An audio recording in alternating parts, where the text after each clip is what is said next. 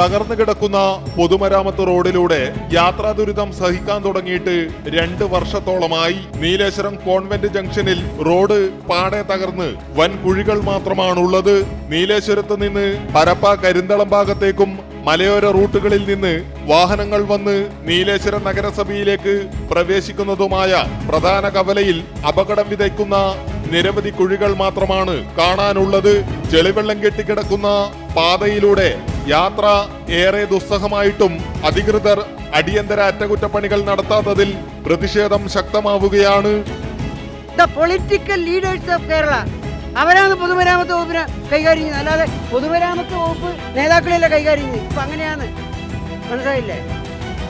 ഈ ഉദ്യോഗസ്ഥ മേധാവിത്വത്തിന്റെ അഴിമതിക്കും കൊള്ളരുതായ്മക്കും കൂട്ടുനിൽക്കുന്ന പൊളിറ്റിക്കൽ നേതൃത്വം, കൊള്ളാത്ത നട്ടല്ലില്ലാത്ത ആണത്വമില്ലാത്ത പൊളിറ്റിക്കൽ ലീഡർഷിപ്പാണ് ഈ കേരളത്തിൽ. ഇത് മൂന്നാമത്തെ വർഷമാണ് ഈ റോഡ് ഇങ്ങനെ തകർന്നു കിടക്കുന്നത്. കഴിഞ്ഞ വർഷം ഇത് ആകെ ഗുരുതരാവസ്ഥയിലായിരുന്നു. അവിടെ അതാ സ്കൂളിലേക്ക് കയറുന്ന വഴിയാത്. അതുപോലെ തന്നെ ഇത് കോൺവെന്റ് ജംഗ്ഷൻ ഇതെല്ലാം ഞാൻ ഒറ്റയ്ക്ക് റിപ്പയർ ചെയ്യലുണ്ടായിരുന്നു. ഇത് വെറുതെ ജനങ്ങൾ അത്ര വീണ്, കാറ് അതിൽ മോട്ടോർ സൈക്കിളും വണ്ടി അത്ര മറിഞ്ഞു കഴിഞ്ഞു. വേറെ ഒരു കാര്യം, കൊല്ലം തോറും ഓരോ ദിവസം തോറും അളവ് ടേപ്പം കൊണ്ട് അളക്കം പോവും ആൾക്കാർ വെറുതെ വിഡ്ഢികളാക്കുന്നു. സ്കൂൾ കുട്ടികൾ ആ വെള്ളത്തിലൂടെ നടന്നു പോകുന്ന ആ അവസ്ഥ കാണുമ്പോൾ നമുക്ക് ദയനീയ തോന്നി. ഇങ്ങനെയില്ല അണ്ടമാറല്ലേ ഭരിക്കുന്നു പറഞ്ഞിട്ട് കാലത്ര ഇവർ അളവും കാര്യങ്ങളും നടത്തുന്നു. ആ ഒന്നിലൊരു പള്ളി അട ഈ സ്കൂൾ കുഞ്ഞുങ്ങൾ വളരെ ദയനീയ. ഇവർ അങ്ങനെ അവർ ഭരിച്ചു കഴിയുമ്പോൾ ഈ നമ്മളെ ഓട്ടോറിക്ഷക്കാരെ ടാക്സ് എത്ര കൊടുക്കണം ഈ റോഡിന് വേണ്ടിയിട്ട്.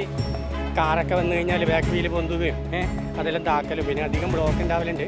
അത് നമ്മൾ ഓട്ടോക്കാരെല്ലാം കൂടി ഒന്ന് പറഞ്ഞ് ശരിയാക്കും, ബ്ലോക്കെല്ലാം ഒഴിവാക്കലൊക്കെ ഉണ്ട്. അപ്പോൾ ഇതിന് മുമ്പ് ഒരു പോലീസ് ഉണ്ടായിരുന്നു രാവിലെ, ഇപ്പോൾ വരാറില്ല. അപ്പം നമ്മൾ തന്നെ ഇവിടെ കാണുന്നില്ലേ, ഒരു പുതിയ ചെറിയ ചെറിയ വണ്ടികളെല്ലാം വരുമ്പോൾ എന്തായാലും കുഴിയിൽ പോകും. 2016 തുടങ്ങിയ നീലേശ്വരം ഇടത്തോട് റോഡിന്റെ വികസന പ്രവൃത്തികൾ 18 മാസം കൊണ്ട് പൂർത്തിയാക്കാനായിരുന്നു തീരുമാനം. എന്നാൽ 10 വർഷം കഴിഞ്ഞിട്ടും റോഡ് ശോചനീയമായതല്ലാതെ പ്രവൃത്തികൾ എങ്ങും എത്തിയില്ല. 13 കിലോമീറ്റർ വരുന്ന റോഡ് വികസനം 5 കിലോമീറ്ററിൽ ഇനിയും പൂർത്തിയാക്കാനുണ്ട്.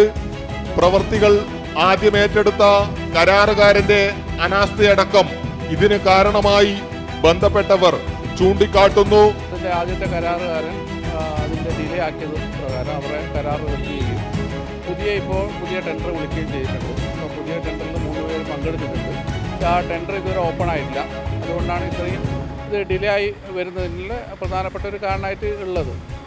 എന്നാലും ഇതിൻ്റെ ഇപ്പോഴത്തെ ഈ ശോചനീയാവസ്ഥ എത്രയും പെട്ടെന്ന് പരിഹരിക്കണമെന്ന് ആവശ്യപ്പെട്ട് നമ്മളുടെ MLA സന്ദീപ് വാര്യർ ഇവിടെ സ്ഥലം സന്ദർശിക്കുകയും കഴിഞ്ഞ ആഴ്ച ഇതുമായി ബന്ധപ്പെട്ട നടപടികൾ എത്രയും പെട്ടെന്ന് അത്യാവശ്യമായി ഇത് ഗതാഗത യോഗ്യമാക്കാനുള്ള സംവിധാനം ഉണ്ടാക്കുന്നതിനാവശ്യമായ നടപടികൾ അദ്ദേഹം അതുമായി ബന്ധപ്പെട്ട് നടപടികളിലേക്ക് കടന്നിട്ടുണ്ട്.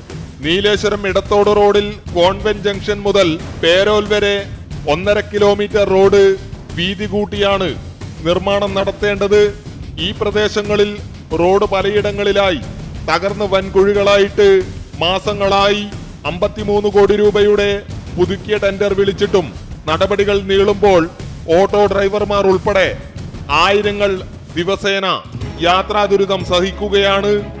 പൊതുമരാമത്ത് വകുപ്പിന് കീഴിലുള്ള നീലേശ്വരം പരപ്പ എടത്തോട് റോഡിന്റെ വികസന പ്രവൃത്തികൾ പല കാരണങ്ങൾ കൊണ്ട് നീണ്ടുപോകുമ്പോൾ ദുരിതമനുഭവിക്കുന്നത് നാട്ടുകാരും യാത്രക്കാരുമാണ്. ഇപ്പോൾ മഴയിൽ പാടെ തകർന്നു കിടക്കുകയാണ് 13 കിലോമീറ്റർ വരുന്ന റോഡ്. ഇതിനെതിരെ ജനരോഷം ശക്തമാകുന്നു. ക്യാമറമാൻ സതീഷ് ഉദുമയ്ക്കൊപ്പം കാസർഗോഡ് നീലേശ്വരത്ത് നിന്നും അനൂപ് നീലേശ്വരം, അമൃത ന്യൂസ്.